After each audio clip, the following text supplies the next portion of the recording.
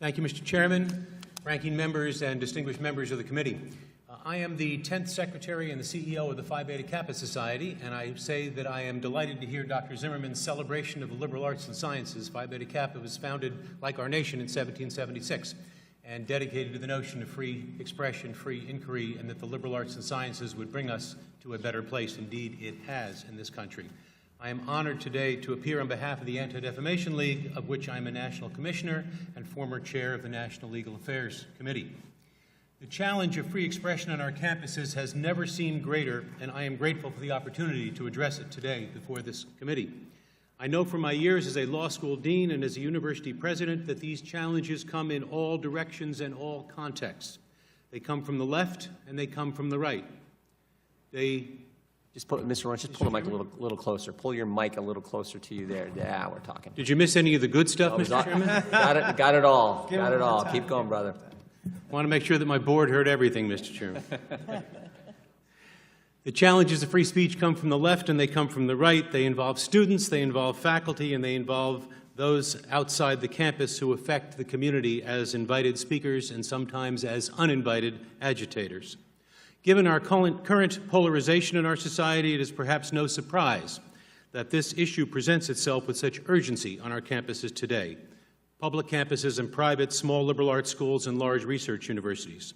At this moment, it is especially important to clarify first principles pertaining to our democracy's core values of free expression as they manifest themselves on our campus, and I would articulate two such principles. First, and I think there is broad agreement in this panel today on this, robust free expression and free inquiry are central for the mission of our colleges and universities. The limits of such expression are way out on the margins of expressive activity, and they involve behavior that threatens or instills fear in a victim or victims. Hate speech is protected. Hate crimes are not.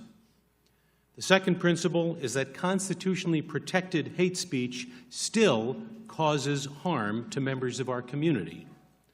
There is a moral imperative, therefore, for campus leaders vigorously to criticize hate speech, not to suppress it, not to prohibit it, but to identify it for what it is and to criticize it. These two principles lead me to a third conclusion, that efforts to legislate bright-line solutions to subtle and complex situations are misguided and they are doomed to fail. Campus administrators must be given the discretion to handle cases of hate speech and to judge when cases have crossed the line into hate crimes.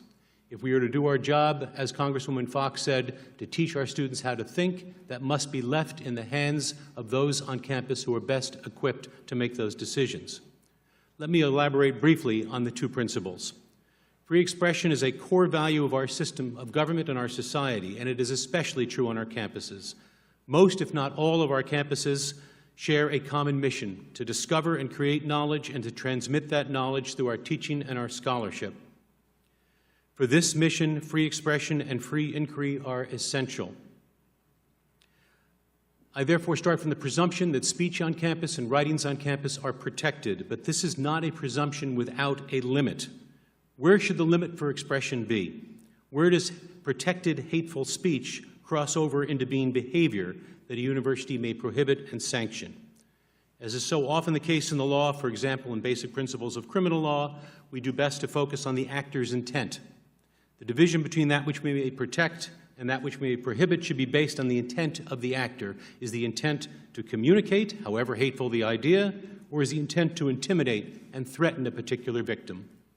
A recent example that helps make this point referred to by Ranking Member Dennings, and that refers to the statement of Ms. Taylor Dumpson, seated behind me in the room today, makes the point.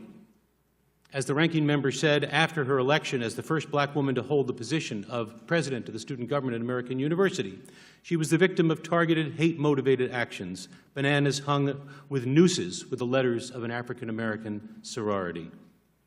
This reaches beyond the boundaries of free expression to a hate crime and has no place on an American campus.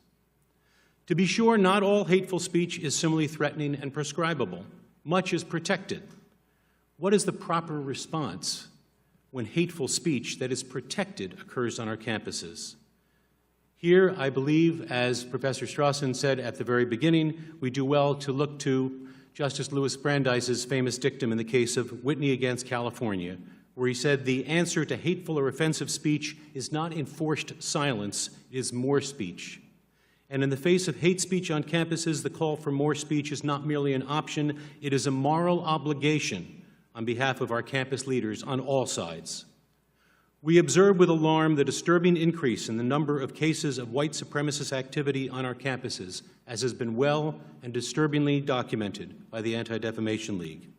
But even then, the answer will generally not be the enforced silence of which Justice Brandeis warned.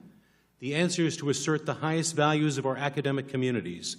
Doing so precisely in the context of how we debate and how we disagree is at the heart of the enterprise of a college or a university. Thank you, Mr. Chairman.